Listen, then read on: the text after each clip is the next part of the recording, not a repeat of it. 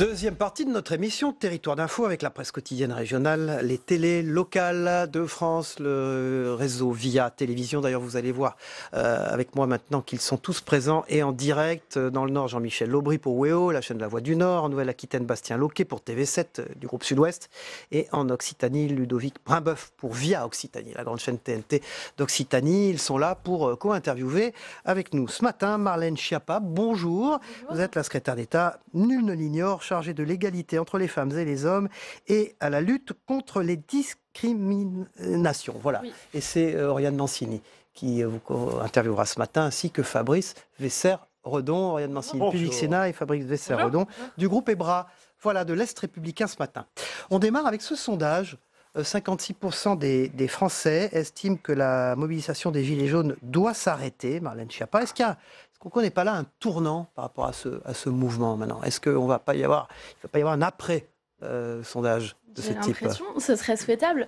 On voit qu'il y a eu plusieurs, on a appelé ça des actes, mais il y a eu plusieurs moments. En réalité, il y a eu le début avec une mobilisation qui était vraiment sociale, avec une demande qui était relative d'abord à la taxe carbone et puis à des mesures sur le pouvoir d'achat.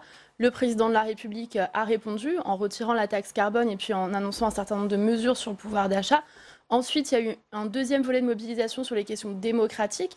Et puis là, on voit qu'avec d'abord le grand débat national, il y a une possibilité d'être entendu autrement qu'en étant dans la rue. Et puis je crois aussi qu'il y a peut-être que les gens en ont marre aussi de voir des violences, de voir qu'ils sont entravés dans leur liberté de circuler, qu'il y a des conséquences économiques sur les commerces dans différentes régions. Je crois qu'il y a effectivement un basculement, oui. Édouard Philippe, hier, faisait face à 10 Français sur LCI, pour le préciser. On a senti dans cette émission de la tension, voire de l'agressivité des citoyens envers le Premier ministre. Est-ce que finalement, c'est l'illustration de cette fracture entre les élus, le gouvernement et les Français? Moi, je crois qu'il est urgent de renouer avec deux choses. D'abord, le respect. La façon dont on s'adresse les uns aux autres avec respect. Vous savez que pendant la campagne présidentielle, on avait voulu promouvoir la bienveillance dans les rapports. Nous étions en marche les seuls meetings dans lesquels il était interdit de siffler nos concurrents, de les huer. C'est quelque chose de nouveau. Et je crois que le respect se perd en fait. Et on le voit avec les réseaux sociaux et la façon dont on s'invective. Entre les politiques ou entre les Français et les Le respect entre tout le monde de façon générale. Il y a une augmentation des violences gratuites et des actes de haine de l'autre extrêmement préoccupante. Plus 74% des actes antisémites, plus 60% des actes homophobes, d'une part. Et d'autre part, effectivement, un clivage entre les élus et les citoyens de plus en plus fort. Vous participez à des débats dans toute la France. Est-ce que vous la sentez, vous, cette agressivité ? Moi, je dirais qu'il y a des tentatives d'agressivité, mais lorsque je prends toutes les questions lorsqu'elles sont posées avec respect, mais dès lors que je vois qu'on manque de respect, surtout aux autres participants, je renvoie les gens dans les cordes. Avant-hier, j'étais en Lot et j'étais en Dordogne, et il y a 3 femmes qui témoignaient de leur situation de mère isolée, et un monsieur s'en est pris à elles et les a invectivées en étant très méprisant. Je dis que si vous voulez s'en prendre à quelqu'un, il s'en prenait à moi, mais pas à ces femmes qui étaient venues témoigner. Fabrice Vesser-Redon. Se pose une question maintenant, c'est qu'est-ce qui va ressortir de ce grand débat, Beaucoup de discussions, d'échanges, plus ou moins tendus d'ailleurs. Est-ce que vous êtes favorable à la tenue d'un référendum à l'issue de ce grand débat ? Moi, je pense que tout doit être sur la table et qu'il ne doit pas y avoir de tabou. Nous, on est en train de mener des auditions. Je m'occupe du groupe Démocratie Citoyenneté pour la République En Marche. Et nous menons des auditions d'experts, de fondations politiques. Hier, nous étions au Collège de France pour auditionner Pierre Rosanvallon et justement faire nos propositions. Donc, pour l'instant, il n'y a pas de ligne qui soit établie sur cette question. Mais je pense qu'il y a un moment où, effectivement, on va devoir passer par les urnes d'une manière ou d'une autre. Il y a les élections européennes le 26 mai. Je ne souhaite pas que les élections européennes soient le référendum et qu'elles deviennent un référendum. Ça veut dire qu'il y a un moment où il faudra consulter les Français d'une manière ou d'une autre. Ça veut dire que vous y seriez favorable à un référendum, mais pas forcément en même temps que les européennes?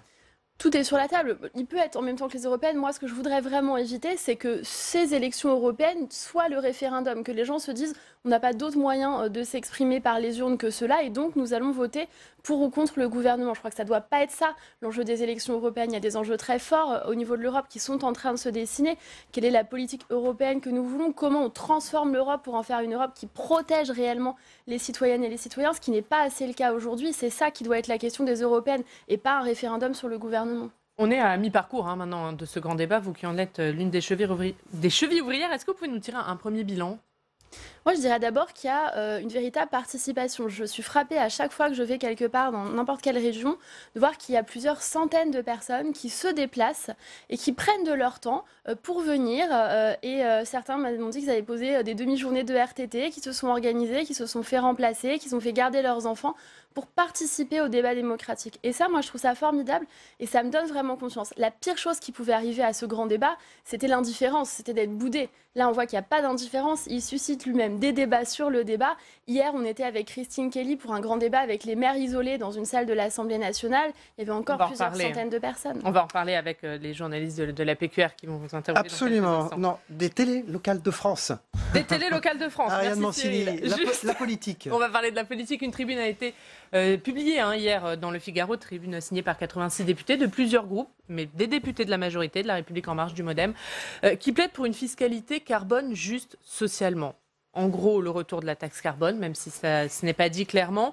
Est-ce qu'en plein grand débat, cette tribune était opportune pour vous ? Moi, je n'ai pas de jugement de valeur à apporter sur l'expression de tel ou tel député. Chacun est totalement libre de faire ses tribunes. Et je n'ai pas de jugement de valeur sur le fait d'apporter des choses au débat public.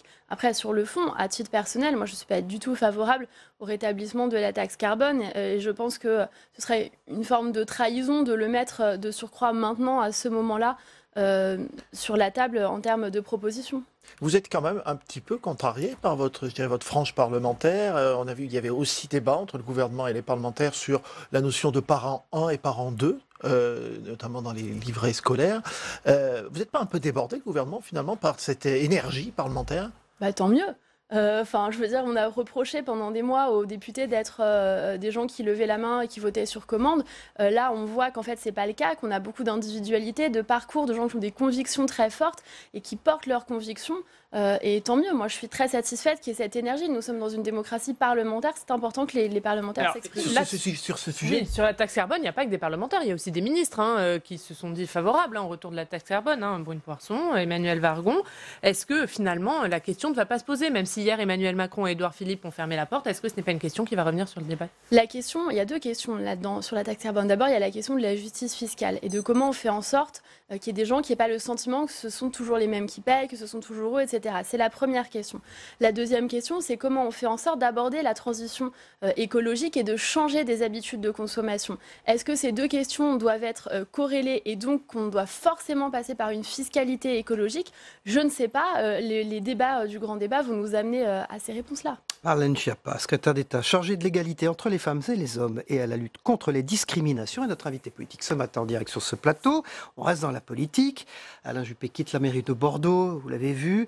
Alors vous qui prenez le renouvellement, est-ce que vous trouvez que c'est une bonne chose qu'il quitte la scène politique ? Alors moi, je prône pas le renouvellement comme un dogme ou une religion. On vous a beaucoup entendu sur ces sujets. Alors ce que j'ai dit, si on m'écoute bien sur la question du renouvellement, c'est justement qu'il ne faut pas renvoyer tous les hommes, tous les vieux, tous les blancs pour mettre à la place que des femmes, que des jeunes, etc. Mais ce qui fait la performance d'une équipe, c'est la mixité. Et donc ce qui doit faire la performance des représentants de la nation, c'est le fait d'avoir des femmes et des hommes, des jeunes et des vieux, des gens de toutes les origines sociales, de toutes les origines, de toutes les couleurs. En l'occurrence là, un ancien ministre d'Emmanuel Macron, Jacques Mézard, nommé au Conseil constitutionnel, donc Alain Juppé, qui s'était rapproché d'Emmanuel Macron, qui y est nommé. Est-ce que c'est pas un peu un coup politique au fond ? Est-ce que c'est pas la manifestation d'un coup politique de la part du président de la République? Non, je dirais pas ça comme ça. Moi, j'ai le sentiment qu'Alain Juppé, c'est un homme d'État. Personne ne conteste le fait qu'il soit véritablement engagé pour son pays. Il a des années d'expérience derrière lui comme Premier ministre, comme maire d'une grande ville, Bordeaux, qu'il a considérablement transformé. C'est quelqu'un qui est aussi engagé sur les questions écologiques, sur les questions de la transition digitale à l'époque, où c'était encore un sujet peu à la mode. Il s'en était emparé, donc je trouve que c'est plutôt une bonne nouvelle. Mais est-ce qu'à 3 mois des européennes, Emmanuel Macron ne se prive pas d'un allié de poids pour cette campagne quand même ? Écoutez, nous verrons. Moi, je crois que le courant juppéiste est représenté au gouvernement. Et je pense que c'est pas une question de Conseil constitutionnel. Alors, les européennes arrivent. Oui. Alain Juppé, du coup, sera moins présent, c'est sûr, parce que le Conseil constitutionnel va le priver de cette liberté de parole. Est-ce que La République En Marche, ce parti d'ailleurs pour lequel on avait parlé de vous pour la présidence, à un moment donné, enfin la direction, est-ce que La République En Marche est prête ? Oui, moi je crois que nous faisons tout en tout cas pour être prêts. Il y a un délégué général, un nouveau délégué général, Stanislas Guérini, qui fait un gros travail collectif avec Pierre Persson et d'autres pour faire en sorte d'avoir des liens, des relais partout dans les territoires. Et nous sommes en train de travailler sur le programme. Et je crois que ce grand débat, il doit nous permettre aussi de nourrir les propositions, les débats qui seront formulés pendant la campagne européenne. On avait parlé de vous pour la présidence, on avait aussi parlé de vous pour la tête de liste pour les européennes. On vous l'avait vraiment proposé ? Mais d'abord, ce ne sont pas des choses comme ça. Ensuite, moi, je suis qui sont comme ça. Je suis venue à la politique par un sénateur-maire qui était sénateur-maire du Mans, Jean-Claude Boulard, qui nous a quittés l'année dernière et qui nous disait tout le temps, on ne prête qu'aux riches et on ne prête des candidatures voilà. Donc il faut bien le prendre, le fait qu'on nous prête des candidatures, même quand ça n'est pas le cas. Vous l'avez trouvé, la tête de liste ? Pas encore, à ma connaissance, et je crois qu'elle sera annoncée en mars, mais ça n'est pas une responsabilité qui me revient. C'est Stéphane Séjourné qui est directeur de campagne et le bureau exécutif autour de Stanislas Guérini qui a cette responsabilité. Hier soir, Ingrid Lavavasseur, gilet jaune, très identifiée, a annoncé qu'elle ne porterait pas de liste aux européennes au nom des gilets jaunes. C'est pas une mauvaise nouvelle finalement pour vous, République en marche ? Moi, j'essaie de ne pas voir les choses avec l'intérêt forcément partisan de la République en marche. C'est une élection importante pour vous quand même, les européennes. C'est un peu votre élection. Complètement. L'Europe, c'est vraiment l'ADN de la République en marche. Et si on a bien un sujet qui nous rassemble, c'est cette volonté de faire mieux et plus d'Europe et de transformer surtout les institutions européennes. La République en marche, on n'est pas non plus eurobéa, on ne dit pas amen à tout ce qui vient de l'Europe. Au contraire, on a envie de la transformer et de faire en sorte qu'elle soit plus concrète et qu'elle ait plus d'impact visible dans la vie quotidienne des citoyens. Pour vous répondre sur Ingrid Lavavasseur, moi je suis très attachée à la démocratie, au fait que chacune et chacun puisse se présenter. Elle ne conduira pas de liste, peut-être qu'il y aura une autre liste gilet jaune, je ne sais pas, ça c'est à eux de savoir. On ne peut pas non plus organiser pour eux leur propre liste. Marlène Schiappa, dans votre portefeuille ministériel, vous avez donc la lutte contre les discriminations. Je le disais, là c'est bien pire. Oriane Mancini, l'antisémitisme. Oui, puisque vous l'avez dit, augmentation de 74% des actes antisémites en 2018, des portraits de Simone Veil tagués d'une croix gammée, des arbres en mémoire d'Ilan Halimi profanés, mais aussi des églises attaquées. Qu'est-ce que ça dit aujourd'hui de notre société ? D'abord, ça rappelle qu'on est dans une société qui véhicule ce qu'on évoquait tout à l'heure, c'est-à-dire une forme de haine de l'autre extrêmement forte, de tout ce qui n'est pas soi. Mais je crois que ça dit quelque chose de plus grave. Delphine Orviller, que vous connaissez, qui est rabbin, a produit un certain nombre de sujets, de textes et de recherches sur la question de l'antisémitisme. Et elle dit que la haine des Juifs est toujours un signe avant-coureur de danger dans la société. Et je crois qu'on en est là. Et la dernière fois qu'on a vu des actes antisémites à ce point, avec cette violence et avec cette quantité, ça remonte aux années 30 si on fait un aller-retour historique. Donc c'est extrêmement préoccupant. C'est pour ça qu'il faut être très ferme. Le Premier ministre Édouard Philippe a remis pour la première fois des prix Ilan Halimi en présence de Madame Halimi à Matignon il y a 2 jours de cela. Et c'était assez enthousiasmant de voir des jeunes générations, des collégiens, des lycéens qui portent des projets contre l'antisémitisme et qui ont envie de s'emparer de cette question. 5 églises vandalisées en l'espace de quelques jours. Oui. On va au-delà de l'antisémitisme. Ah oui, complètement, mais c'est ce que je vous disais tout à l'heure. Et moi, je fais toujours un parallèle entre la hausse des actes antisémites d'une part et la hausse des violences homophobes. Je crois qu'il y a aussi des actes anti-musulmans, des actes de profanation des églises, et qui sont tous inacceptables et qui doivent tous être condamnés. On est là vraiment dans la manifestation de l'agressivité et de la détestation de l'autre qui est insupportable dans notre République qui doit être indivisible. Autre sujet qui vous concerne, Marlène Schiappa, c'est le cyberharcèlement. On a découvert il y a quelques jours l'existence de la Ligue du LOL, du nom d'un groupe créé sur Facebook qui pratiquait le cyberharcèlement. Dimanche, vous avez publié un tweet disant que vous alliez aborder avec Nicole Belloubet la question de l'allongement des délais de prescription concernant le cyberharcèlement. Est-ce que vous en avez parlé avec elle ? Est-ce qu'elle est d'accord ?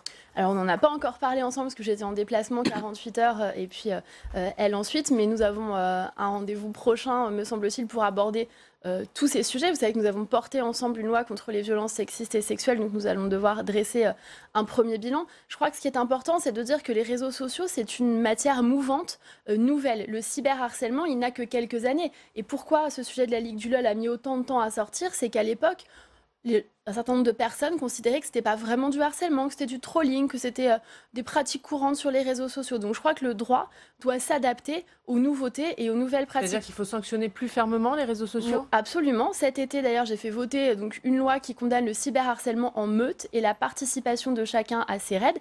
Et avec Mounir Majoubi, nous recevons tout à l'heure un certain nombre de parties prenantes et notamment il faut faire en sorte que Twitter soit davantage engagé. Facebook a le mérite de la bonne volonté. Ils viennent de débloquer des fonds très importants contre le cyberharcèlement.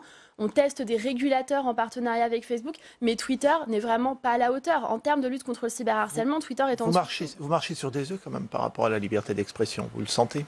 Non, moi je ne crois pas, parce que la liberté d'expression, elle n'est jamais absolue et totale. Nous n'avons pas le droit de sortir dans la rue et de dire à quelqu'un que nous allons l'égorger, de crier des injures antisémites. C'est caractérisé dans la loi depuis très longtemps. Les propos antisémites, les menaces de mort, les injures publiques sont interdites. Ça n'est pas de la liberté d'expression, ce sont des injures. Un mot, puisque les réseaux sociaux, ce sont aussi les fake news. La campagne des Européennes arrive et il se murmure que La République En Marche va prendre des initiatives fortes et que, par exemple, des médias comme RT, comme Sputnik pourraient être interdits de suivi de campagne. Est-ce que vous nous le confirmez ? J'ai aucune information à cet égard. Moi, je crois que ce qui est important, effectivement, c'est de lutter contre les fausses informations, mais surtout de savoir qui les finance. Et c'est ça, le programme de la loi contre les fake news qui est porté par le gouvernement, c'est de faire en sorte que quand une fausse information se diffuse massivement sur les réseaux sociaux en période électorale, on puisse savoir s'il y a ou s'il n'y a pas de manipulation de la part de puissances étrangères. Marlène Schiappa, je vous propose dans cette formule d'émission maintenant de vous tourner vers les télévisions locales de France. On a 3 télévisions en duplex et en direct ce matin. Dans le Nord, c'est Jean-Michel Laubré. En Nouvelle-Aquitaine, Sébastien Loquet. Et en Occitanie, c'est Ludovic Brimboeuf. On commence par le Nord. Bonjour Jean-Michel Laubré. Rebonjour. Vous étiez présent dans la première partie de cette émission pour Wéo, la chaîne du groupe de la Voix du Nord. Et vous avez une question à poser à Marlène Schiappa. On vous écoute, Jean-Michel. Oui, bonjour madame, je reviens sur les grands débats, j'en ai animé 5 depuis 3 semaines et ce que je sens c'est qu'on est passé d'une phase de discussion, on débat, on échange, à une phase de construction. Hier soir à Denain, j'ai enregistré une 50aine de propositions concrètes. Et là, c'est le moment du grand rendez-vous, vous allez devoir assurer, apporter des réponses précises et notamment vis-à-vis des jeunes. Hier soir à Denain, je donnais la parole à une jeune femme mère isolée, elle exprimait ses difficultés financières et surtout, elle a eu une belle expression autour de la rupture du lien de confiance. Je ne sais plus où on va, quel est mon avenir. Et je voulais vous entendre sur quelle réponse on va apporter à ce public des jeunes qui commence à être présent d'ailleurs dans les débats pour essayer de retisser des relations, des liens de confiance, des perspectives, une confiance en l'avenir finalement. La tâche est énorme mais je constate dans ces débats que c'est vraiment un sujet majeur. Oui, absolument. Je crois que c'est une question qui est très importante et derrière cette question, c'est aussi comment on fait en sorte que tout le monde se sente partie prenante du grand débat. On sait très bien qu'en termes de démocratie dite participative, quand on regarde les conseils de quartier, les conseils citoyens, etc., et moi je suis élue locale depuis quelques années, je l'observe, on a très souvent des personnes peut-être plus âgées et très souvent d'ailleurs des hommes. Et ce sont souvent les mêmes personnes qu'on voit dans toutes les instances de démocratie participative. Donc c'est important que dans ce grand débat, on puisse s'adresser aux jeunes. Avec Gabriel Attal, mon collègue qui est secrétaire d'État, notamment en charge de la jeunesse, nous allons faire un débat prochainement avec 1000 jeunes qui sera, je crois, d'ailleurs retransmis sur vos antennes, me semble-t-il. Et on va essayer de s'adresser à l'ensemble de la population. La question des mères isolées que vous abordez, pour moi, elle est primordiale. Et c'est ma priorité dans le grand débat. C'est de faire en sorte que toutes ces mères qui sont toutes seules et souvent qui n'ont pas parlé de leurs problématiques parce qu'elles ont un sentiment de honte et qu'on leur renvoie un regard, la société leur renvoie un regard un peu méprisant, comme si elles étaient à la marge de la société. L'une d'elles m'a dit « j'ai le sentiment d'être un cas social, donc je ne parle pas de mes difficultés de mère isolée ». Je crois que là, on doit pouvoir transformer cette crise en opportunité pour leur apporter des réponses concrètes. On ne sortira pas du grand débat sans politique publique concrète qui change vraiment la vie des gens. Marlène Schiappa, on va se rendre à Bordeaux maintenant. Chaîne du groupe Sud-Ouest, TV7, c'est Bastien Loquet qui est là.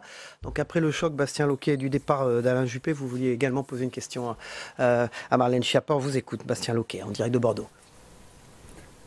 Oui, alors bien évidemment Alain Juppé, mais ça a été évoqué il y a quelques instants maintenant. J'aimerais quand même revenir sur le grand débat, un grand débat que des Gilets jaunes, dit constructif, une association nationale, mais ici à Bordeaux assez fortement représentée.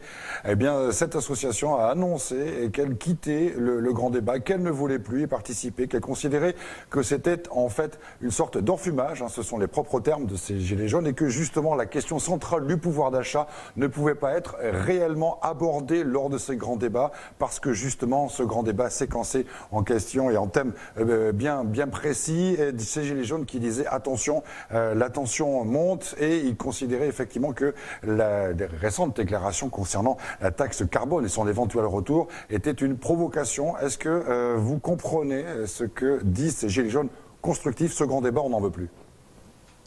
Alors, deux choses. Bonjour d'abord. Deux choses. D'abord, sur la taxe carbone, oui, je me suis exprimée tout à l'heure. Je comprends qu'il y ait ce sentiment, et je crois qu'il faut justement éviter que ça survienne. Ensuite, sur le grand débat en lui-même, moi, je dirais qu'on entend beaucoup les gens qui protestent, etc. Mais, pardon, je voudrais rappeler que notre pays n'est pas composé, tous les citoyens ne sont pas des gilets jaunes. Et je pense que le rôle du président de la République et le rôle du gouvernement, c'est de s'adresser aux citoyens et aux citoyennes de la République française, sans distinction qu'ils portent un gilet jaune ou qu'ils n'en portent pas. Donc la position de tel ou tel groupe constitué ou non de gilets jaunes ne peut pas être l'alpha et l'oméga de notre position par rapport au grand débat. Je vois qu'il y a beaucoup de gens qui s'y rendent, qui y participent, et c'est ça qu'il faut encourager. Merci Bastien Loquet. En duplex en direct de Bordeaux, vous nous tenez au courant si vous avez des informations. Donc à partir d'11h, la conférence de presse d'Alain Juppé qui annonce aux Bordelais qu'il quitte cette ville. Merci, vous étiez en duplex. On part en Occitanie maintenant, c'est Ludovic Brimboeuf. Rebonjour Ludovic, vous étiez là présent dans cette première partie également chez nous. Vous êtes avec Via Occitanie en duplex et en direct. Vous avez une question à poser à Marlène Schiappa, allez-y. Oui, bonjour madame.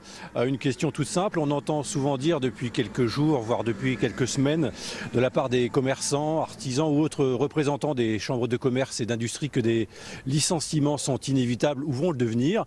Alors malgré tous ces millions d'euros alloués, qu'avez-vous à dire à ces personnes et aux maires des différentes villes pour les rassurer avant que leur ville ne devienne complètement exsangue ? Oui, c'est une très bonne question, et je crois que c'est quelque chose qu'on observe dans les villes en région, mais qu'on observe d'ailleurs aussi à Paris. Nous, les commerçants à qui on parle à Paris sont extrêmement préoccupés. Dès le mois de décembre, souvenez-vous, normalement, et on nous disait, oui, mais on bloque des commerçants, ce sont des gens riches, etc.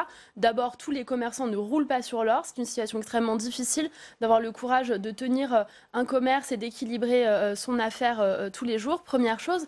Et deuxième chose, il y a aussi des gens qui travaillent. Et moi, pendant les fêtes de Noël, j'ai parlé avec des vendeuses de grands magasins parisiens qui me disaient, nous, on va le payer parce qu'on n'aura pas nos primes de Noël, on n'aura pas nos bonus du dimanche parce que le dimanche, on a dû fermer, ou on était ouvert, mais les gens ne venaient pas parce qu'il y avait des dégradations le samedi. Donc je crois qu'il est temps que les gilets jaunes qui cassent et les franges radicalisées qui continuent à bloquer l'accès au commerce cessent. Et c'est pour ça que le ministre de l'Intérieur est vraiment extrêmement ferme sur le maintien de l'ordre public pour faire en sorte que chacune et chacun puisse vivre sa vie et minimiser l'impact sur l'économie française. Alain Schiappa, merci. On quitte Jean-Michel Aubry qui était dans le Nord, en Nouvelle-Aquitaine, Bastien Loquet, en Occitanie, Ludovic Brimboeuf. Merci d'avoir participé en multiplex, en duplex et en direct, nos partenaires des télés locales, à cette émission. Oriane Mancini, autre question. Oui, peut-être pour revenir sur la question de WEO, sur les maires isolés, il y avait un débat hier à l'Assemblée nationale, auquel vous avez bien sûr participé sur cette question des maires isolés.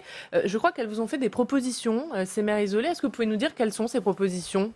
Oui, alors c'est pas le premier débat qu'on organise sur les maires isolés. On en a fait plusieurs à notre initiative ou à l'initiative de députés dans différentes régions. Hier, c'était l'association Cas d'urgence de Christine Kelly qui a pris cette initiative que je trouve formidable de réunir dans l'Assemblée nationale des maires isolés. Et le 7 mars, on organise partout en France des conférences inversées avec sur scène des maires isolés et des pères isolés et dans la salle des banquiers, des employeurs, des assureurs, des élus, des parlementaires. C'est quoi des conférences inversées pour vous? Et justement, c'est ça. C'est-à-dire que d'habitude, les gens qui sont sur scène et parlent à des gens qui sont dans la salle, et là on inverse. Les gens qui d'habitude sont sur scène et parlent sont dans la salle, se taisent et écoutent les parcours courageux de ces maires isolés pour trouver des réponses. Et parmi les pistes d'action, il y a plusieurs sujets qui reviennent sans cesse. La question de la pension alimentaire, par exemple, du non-paiement de la pension alimentaire, qui est une question sur laquelle on doit pouvoir aller plus loin, s'inspirer peut-être de ce qui est fait au Québec. J'étais à Montréal il y a quelques semaines. Vous savez que la France préside le G7 après le Canada. Et l'égalité femmes-hommes fait partie des grandes priorités. Donc nous avons eu des échanges sur la question de la pension alimentaire. G7 spécial d'ailleurs sur l'égalité l'égalité homme-femme. Exactement, tout à fait. Et puis l'accès au logement, tout simplement, quand vous avez un seul revenu. La non-discrimination, moi j'ai lancé une étude il y a quelques mois en partenariat avec l'Observatoire de la parentalité en entreprise, Parole de maman et l'association Cas d'urgence pour mesurer les discriminations vécues par les mères isolées. Quand vous cherchez du travail et par exemple qu'on vous demande comment vous faites toute seule avec les enfants, et ben, vous pouvez parfois être discriminé et ne pas être embauché parce que vous êtes une mère isolée. Ça, c'est inacceptable. Fabrice Vesseredon. Oui, Cyril, le Tour de France qu'on vient de faire, est intéressant à plusieurs titres. Dont un, c'est qu'on voit bien que les attentes sont très fortes. Avec ce grand débat que vous avez lancé, les attentes sont très fortes. Est-ce que dans ce contexte de tension interne à la France, mais aussi montée des populismes en Europe, est-ce que le plus grand danger pour vous, gouvernement, aux commandes de la France aujourd'hui, ce ne serait pas que ce grand débat fasse pchit au final ? Si, tout à fait, mais c'est ce que je vous disais tout à l'heure. Pour moi, la pire chose qui pouvait arriver au grand débat, c'était l'indifférence. Et d'ailleurs, au moment où le président de la République annonce qu'il lance un grand débat, souvenez-vous, il y a énormément de gens qui disent « ça ne va pas marcher, personne ne va venir débattre, etc. » On voit aujourd'hui que ça n'est pas le cas, qu'il y a des contributions sur le site granddébat.fr tous les jours, nouvelles, importantes, denses, et que finalement on s'empare de ce grand débat. Donc pour l'instant, il est très loin de faire pire. Mais la balle est dans votre camp, bientôt, dans quelques heures. La balle est dans notre camp, tout à fait. Mais là, on voit qu'il y a encore un grand intérêt, il y a encore beaucoup de monde et beaucoup de participants et de gens qui ont envie de se faire entendre dans le cadre de ce grand débat. Et ça, c'est réjouissant. Marlène Schiappa, le Trombidoscope, qui est une revue d'information politique, vous avez décerné un prix, la prix de la révélation politique de l'année. J'ai envie de vous demander, est-ce que la grande opération médiatique que vous avez conduite avec Cyril Hanouna a été pour une partie, en partie de cette reconnaissance? Alors pas du tout, parce que en fait, le jury s'est réuni avant. Ils ont désigné aussi Marc Fesneau député de l'année, alors qu'il est depuis ministre des Relations au Parlement. Donc le jury s'est réuni à délibérer avant. On avait eu l'annonce de ce prix avant l'émission avec Cyril Hanouna. Qu'est-ce que vous ferez de ce prix? Mais écoutez, je l'ai gardé. Pour l'instant, je suis très heureuse parce que c'est une forme... Je ne parlais pas de la statuette, je parlais de qu'est-ce que vous en ferez politiquement. Justement, c'est ce que je vais vous répondre là-dessus. Je vous disais que le prix de la révélation, c'est aussi une forme d'espoir, de confiance et d'encouragement. Notamment, moi, je le prends comme un encouragement pour les sujets que je porte pour toutes les femmes. Sans transition avec Cyril Hanouna, c'est la Saint-Valentin. Vous lui souhaitez quelque chose ou pas?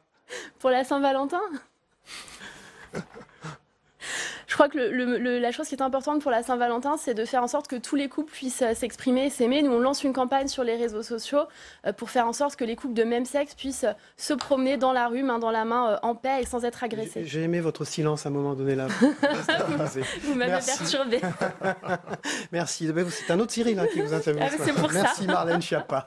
On passe aux Zap Matin de Christophe Combarion. On va regarder ensemble ce qui s'est passé hier soir dans les journaux télévisés, les émissions politiques, avec notamment le Premier ministre qui était, vous le savez, sur LCI, et les autres matinales d'infos chez nos confrères. Oriane Mancini, Dialogue citoyen ce soir, émission spéciale de 18h à 19h30, animée par vous et par Rebecca Fitoussi sur notre chaîne. Voilà, on regarde le Zap Matin ensemble. Merci Marlène Schiappa. Merci à vous. Pour 86 députés majoritairement issus de La République En Marche et qui s'expriment dans une tribune publiée par Le Figaro, c'est un retour qui devrait s'imposer. Mais attention, le retour d'une taxe carbone nouvelle génération, sociale, adaptable. Des dizaines de gilets jaunes qui m'ont dit pourquoi les paquebots ne payent aucune taxe sur les consommations de carburant alors que nous on en paye. Pourquoi le kérosène des vols intérieurs, il ne paye aucune contribution sur la taxe carbone alors que nous on en paye. Vous voyez, déjà ça fait partie de sujets de réflexion. Je suis en train de vous dire, nous ne pouvons pas nous interdire de parler de taxe carbone, mais il faut garder en mémoire qu'il ne peut pas y avoir, à l'issue de ce grand débat, de taxes supplémentaires et d'impôts supplémentaires. Ouais, mais c'est pas très clair. Excusez-moi, si vous parlez de taxe carbone, c'est une taxe supplémentaire. Attendez. C'est une taxe carbone, c'est une taxe supplémentaire. Non, il n'est pas question de recommencer, de rehausser les taxes. La question, c'est de faire d'autres équilibres. La question, c'est est-ce qu'on met plus de fiscalité écologique par là et est-ce qu'en contrepartie, on en enlève d'autres? Le président de la République l'a rappelé. Sa conviction, c'est que nous ne sortirons pas d'une crise qui a débuté par un impôt supplémentaire en créant un nouveau. Très surpris parce qu'effectivement ça fait 25 ans et vous semblez partir. Ça crée des liens. Allez, à demain. Soyez gentils, je vous en dirai plus et vous pourrez me poser toutes les questions que vous voudrez.